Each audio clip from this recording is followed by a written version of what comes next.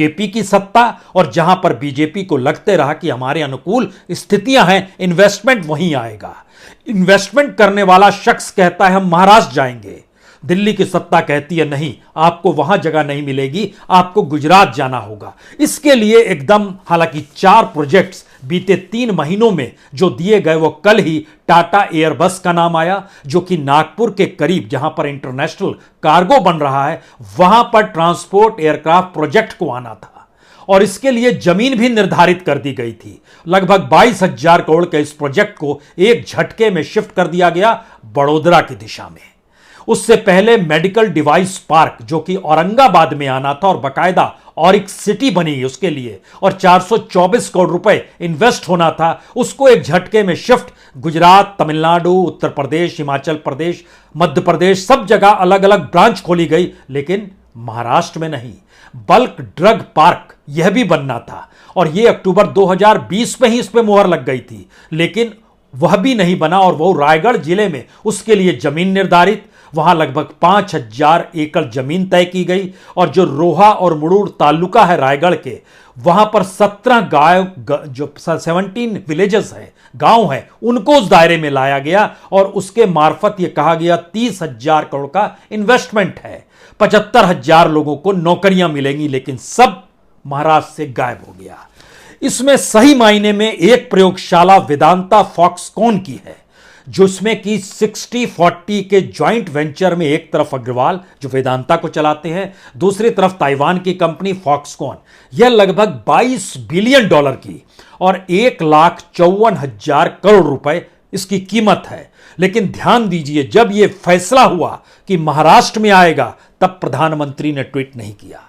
जब यह शिफ्ट हो गया, कहा गुजरात में आएगा, तब प्रधानमंत्री ने ट्वीट किया और जानकारी दी। 13 सितंबर को उन्होंने ट्वीट करके कहा कि दरअसल देश में अब सेमी कंडक्टर मैन्युफैक्चरिंग होगी, हमने MOU पर साइन कर दिया है, और भारत ने एक कमाल किया है और एक कदम आगे बढ़ाया है। और उसके साथ साथ गुजरात के मुख्यमंत्री ने भी ट्वीट किया कि भारत के जो सेमी कंडक्टर निर्माण क्षेत्र में आत्मनिर्भर बनाने की जो प्रधानमंत्री की सोच थी, उसमें गुजरात ने पहल कर राज्य में सेमी कंडक्टर व डिस्प्ले फेब के निर्माण के लिए वेदांता फॉक्सकॉन ग्रुप के साथ 1,54,000 करोड़ का समझौता कर लिया है। लेकिन इसके अक्स तले जरा स्थितियों को समझने की कोशिश कीजिए। दरअसल कोई भी प्रोजेक्ट आता है तो अलग अलग राज्य उस पर बिड लगाते हैं, और राज्यों की तादाद बहुत ज्यादा थी जो बिड लगा रहे थे, लेकिन तमिलनाडु को नहीं मिला, तेलंगाना को नहीं मिला, कर्नाटक को नहीं मिला, गुजरात को नहीं मिला। यह हम वेदांता फॉक्सकॉन का जिक्र कर रहे हैं जो 1,54,000 करोड़ का है। सवाल यह है कि गुजरात को क्यों नहीं मिला। जो कारण बताए गए और जो रिपोर्ट तैयार की गई कि महाराष्ट्र को क्यों दे रहे हैं और गुजरात को क्यों नहीं दे रहे हैं, एक झटके में वह रिपोर्ट ठंडे बस्ते में फेंक दी गई, क्योंकि दिल्ली ने चाहा कि वो गुजरात को मिले, लेकिन गुजरात की किसी भी परिस्थिति में मुश्किल क्या थी, स्किल्ड मैन पावर की कमी थी। यह रिपोर्ट में दर्ज है। वेंडर और कस्टमर की कोई सप्लाई चेन गुजरात में नहीं थी। इलेक्ट्रॉनिक मैन्युफैक्चरिंग का जो एक इकोसिस्टम होता है, वह भी गुजरात में नहीं था, क्योंकि गुजरात के धौलेरा के इलाके में जहां पर इस प्रोजेक्ट को लगाया जाना है, वहां की जमीन बंजर, दलदल, एक सामान्य स्थिति में नहीं, किसी तरह का कोई इंफ्रास्ट्रक्चर नहीं, सिविल वर्क नहीं, यह बकायदा रिपोर्ट में लिखा गया। और जबकि दूसरी तरफ जो पुणे से लगा हुआ तलेगांव है, जहां पर फेज 4 इलेक्ट्रॉनिक सिटी के तौर पर विकसित किया जा रहा है, वहां पर इस प्रोजेक्ट को न सिर्फ लगना था बल्कि फाइनल हो गया था। और फाइनल भी दरअसल एकनाथ शिंदे और फडणवीस के दौर में ही हुआ। वो चला आ रहा था उद्धव ठाकरे के दौर से, लेकिन एक झटके में इस बात का एहसास दिल्ली की सत्ता को हो गया कि राजनीतिक तौर पर अगर महाराष्ट्र में कब्जा नहीं कर पाए, और लग नहीं रहा है कि कब्जा कर पाएंगे, क्योंकि लोगों की राय शिवसेना को लेकर बहुत बदल सी गई है। वो मानने लगे हैं कि शिवसेना का जो एक विभत्स चेहरा था, वह दरअसल निकलकर बीजेपी के साथ चला गया, और एक दूसरा चेहरा जो है वो कांग्रेस और एनसीपी के साथ खड़ा है, चाहे वो वैचारिक तौर पर अलग ही क्यों ना हो। यानी देखिए, शिवसेना और ठाकरे परिवार को लेकर एक बड़ा परिवर्तन महाराष्ट्र की राजनीति में लोगों के भीतर आ रहा है, जिसमें वो मान रहे हैं कि इनके साथ धोखा हो गया। यानी शहीद बताने की परिस्थिति भी है, और जो लोगों की भावनाएं हैं वह एकनाथ शिंदे के साथ जुड़ नहीं पा रही है। इसीलिए एकनाथ शिंदे के साथ खड़े 18 विधायकों को लगता है कि दरअसल वो करें तो क्या करें, अपने क्षेत्र में जाते हैं तो शिवसेना के नाम पर जीते, लेकिन आज सत्ता में हैं तो बीजेपी के पीछे खड़े हैं। हालांकि बीजेपी के देवेंद्र फडणवीस डिप्टी सीएम है, लेकिन इस बात की जानकारी बीजेपी को भी है कि महाराष्ट्र में किसी ब्राह्मण के आश्रय सत्ता नहीं संभाली जा सकती है, सत्ता अपने बूते नहीं चलाई जा सकती है। तो एकनाथ शिंदे को भी मराठा के तौर पर, प्यादे के तौर पर रखा गया, और एक के बाद एक प्रोजेक्ट जो शिफ्ट किए जा रहे हैं वह इस देश के साथ खिलवाड़ है। इसलिए खिलवाड़ है क्योंकि किसी भी प्रोजेक्ट को लगाने के लिए जो बेसिक इंफ्रास्ट्रक्चर होता है, अगर वह गुजरात के धौलेरा में नहीं है, जहां पर खुद प्रधानमंत्री मोदी जाकर उसका उद्घाटन ये कहकर आए थे कि यहां पर आने वाले बरस में देखिएगा इंडस्ट्रीज की लाइन लग जाएगी, लेकिन कोई इंफ्रास्ट्रक्चर वहां खड़ा नहीं किया गया। और दूसरी तरफ तलेगांव में जो बेसिक इंफ्रास्ट्रक्चर है, इस इंडस्ट्री के लगने से महाराष्ट्र की इकोनॉमी को बड़ा लाभ मिलने वाला था, और तलेगांव में बकायदा 1000 एकड़ जमीन इलेक्ट्रॉनिक डिवाइसेस को असेंबल करने के लिए, जो फॉक्सकॉन की कंपनी है ये मोबाइल डिवाइसेस को भी असेंबल करती है, इसके लिए देने का प्रावधान तय कर लिया गया और कैबिनेट की बैठक हुई, उसमें जमीन देने तक का जिक्र हो गया। बावजूद इसके क्या ये इस देश के भीतर जो डेवलपमेंट प्रोसेस है उससे खिलवाड़ नहीं है? क्या इस देश के भीतर में जो इन्वेस्टमेंट के लिए बाहर से आते हैं उसको राजनीतिक तौर पर प्रभावित करके अपनी राजनीति के अनुकूल इन्वेस्टमेंट के जो रास्ते इस देश के भीतर चल रहे हैं, क्या वो इस देश की उन्नति को लेकर खिलवाड़ नहीं है? और क्या राजनीतिक सत्ता पाने के लिए इस तरीके से इससे पहले आपने कभी सुना या देखा? नहीं सुना होगा, नहीं देखा होगा, क्योंकि लगभग इससे जो जीडीपी पर असर पड़ता, महाराष्ट्र की जीडीपी पर, वह 21 बिलियन डॉलर डायरेक्ट पड़ता और 5.8 बिलियन डॉलर एडिशनल इन्वेस्टमेंट होता, क्योंकि लगभग 150 से ज़्यादा जो कंपनियां थी, जो एक चेन कहते हैं जिसको लेकर, जो कि दुनिया भर में जिसको लाभ मिलती है और दुनिया भर में जिसके प्रोडक्ट जाते हैं उसके जरिए उन्हें लाभ मिलता, और लगभग 70,000 से 1 लाख तक नौकरियां जो थी वह वैल्यू चेन जो दूसरी कंपनियों को जरिए होती उससे होती, और उसके अलावे 1 लाख नौकरियां और मिलती।